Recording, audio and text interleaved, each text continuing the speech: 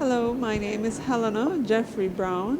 I represent the government of Antigua and Barbuda, and presently I'm on the Bureau as one of the Bureau representatives for the GRULAC region. GRULAC would have two members on the Bureau, one from the Latin American side and one from the Caribbean, so therefore I represent the Caribbean side. The Bureau is made up of all the major UN regions, and they each have two representatives.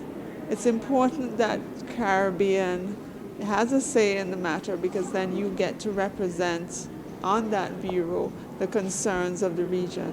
So therefore, being on the bureau is quite a bit of work, and making sure you can coordinate with your other delegate within the GRULAC region as we negotiate together as one team.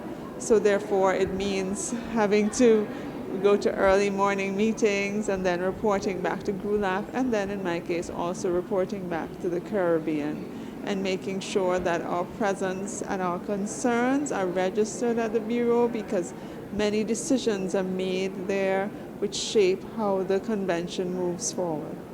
It's been a very busy couple of weeks. It seems like we've been here for quite a bit, and we have just two more days to go.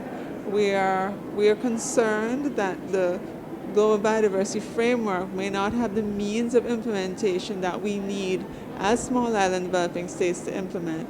This is our concern, but we're not at the end yet. This is the most difficult bit, so that we can negotiate what that process looks like, so that we as SIDS, as small island developing states in the Caribbean, have the ability to be able to implement that Global Biodiversity Framework.